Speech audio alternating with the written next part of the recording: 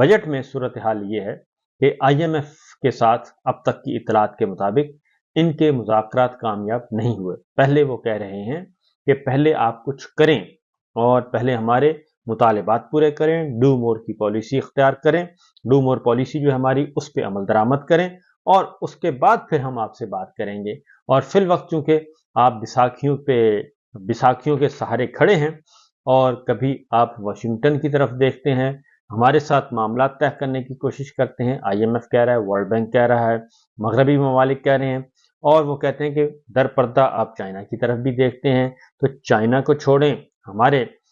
گود میں آ کے بیٹھ جائیں مکمل طور پہ، اور جو کچھ ہم کہیں پھر آپ وہی کریں، آپ چائنا اور روس کی طرف مت دیکھیں۔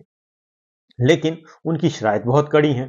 اور وہ شرائط ایسی ہیں کہ وہ بے عزتی بھی کرتے ہیں، آپ کو فقیر کی طرح ٹریٹ بھی کرتے ہیں، اور آپ کو دیتے بھی کچھ نہیں ہے، بس آپ کو اتنا کچھ دیتے ہیں جیسے فقیر کو دے دیا جاتا ہے، بس اتنا کہ اس کی بھوک جو ہے وہ مٹ جائے، 2-4 ٹائم کا کھانا کھا لے، اور اس سے زیادہ نہیں، اس کے بعد پھر وہ کشکول لے کے آئے، ہم پھر اس کے حصے میں ڈال دیں گے۔ اس وقت ہماری حالت یہ ہے،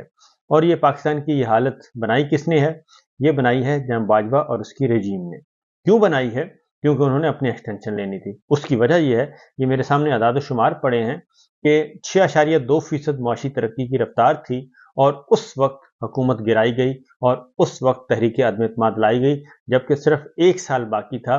نئے الیکشن میں، الیکشن ایئر سٹارٹ ہو چکا تھا، الیکشن کا سال سٹارٹ ہو چکا تھا، اور اس وقت اس کو ہٹا دیا گیا، اور اس وقت اس سال جو ہے وہ ہدف ہے معاشی ترقی کا، ہدف 3% رکھا گیا تھا، وہ بھی پورا نہیں ہوا، 2.5% جو ہے وہ بمشکل یہ ہدف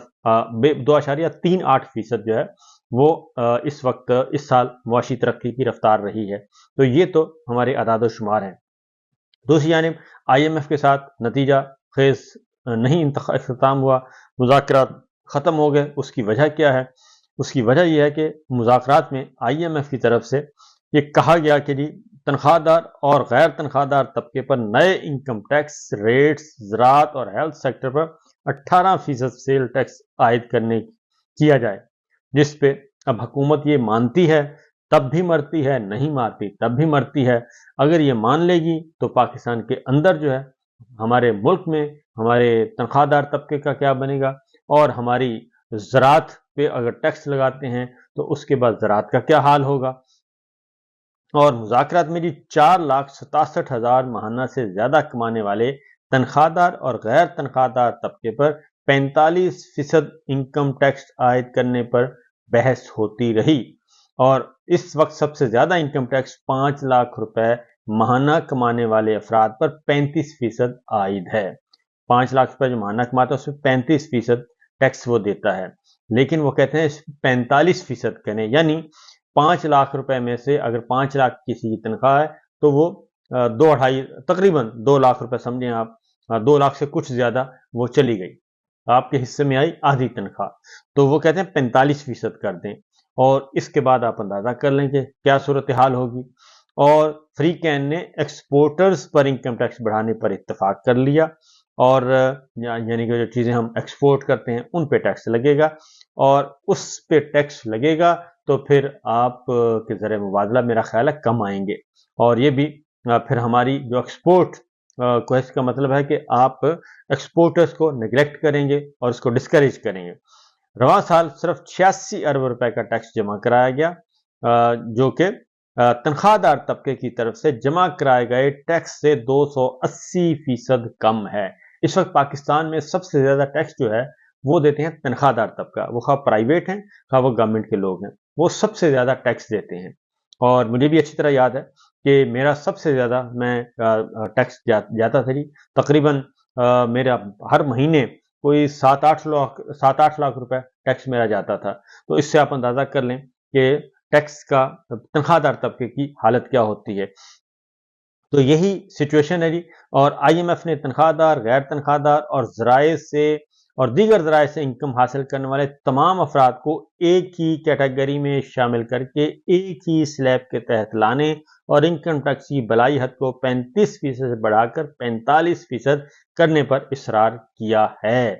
یعنی وہ کہتے ہیں تنخواہ دار ہو، غیر تنخواہ دار ہو اور کسی بھی طرح سے آپ آمدنی حاصل کر رہے ہیں، یعنی کاروباری لوگ ہیں، سب کو 45% پہ لے آئیں۔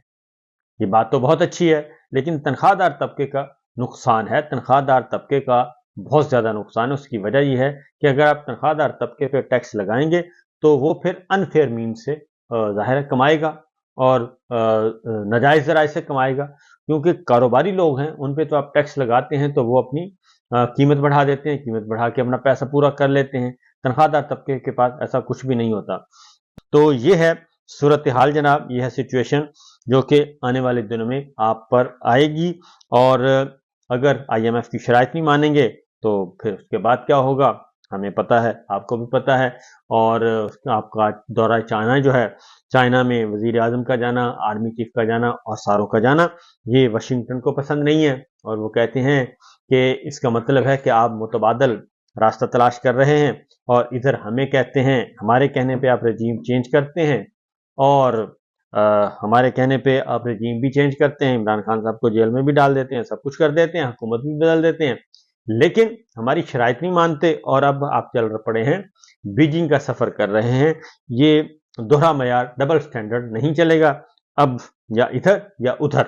تو اسی لیے چائنا بھی یہی کہتا ہے کہ بھائی آپ فیصلہ کر لیں، آپ ہمارے ساتھ ہیں یا ادھر ہیں۔ اگر تو آپ نے ان کی باتیں ماننی ہیں اور ہم پہ نظر رکھنی ہے، فوجی اڈے دینے ہیں، ڈرون کو پروازوں کی اجازت دینی ہے، جاسوسی کے اڈے دینے ہیں، تو پھر آپ ادھر ہی کے ہوئیں، پھر آپ ہماری طرف نہ آئیں۔ روس بھی یہی کہتا ہے، صدر پیوٹن بھی یہی کہتے ہیں کہ آپ ہیں کس طرف، یہ بتائیں، آپ ادھر ہیں یا ادھر ہیں؟ تو پہلے آپ ذرا فیصلہ کر لیں، اس کے بعد میرے پاس آئیں اور اس کے بعد ہم سے بات کریں۔ پہلے ذرا یہ کریں کہ آپ کس کشتی کے سوار ہیں۔ یہ تو ہماری یہ ساری کا سارا ہم نے اپنے آپ کا ستیہ ناش کر لیا ہے، اور صورتحال اس وقت یہ ہے کہ نہ ہیوں میں نہ شیوں میں، کوا چلا ہنس کی چال، اپنی بھی بھول گیا، اب ہم کسی بھی کھاتے میں نہیں ہیں۔ اس کے بعد ہے جی سیاسی اعتبار سے آگے زبیر صاحب جو ہیں، محمد زبیر اسد عمر صاحب کے بھائی ہیں، اور سندھ کے گورنر رہ چکے ہیں، مسلم لیگ نواز کے بہت ہی قریبی، اور نواز شریف صاحب کے، مریم صاحبہ کے بہت کلوز تھے جی، اور انتہائی معتمد رہنما تھے، اور نواز شریف صاحب کو جیل سے باہر نکالنے والے، پھر باہر نکال کر ان کو لندن بھیجنے والے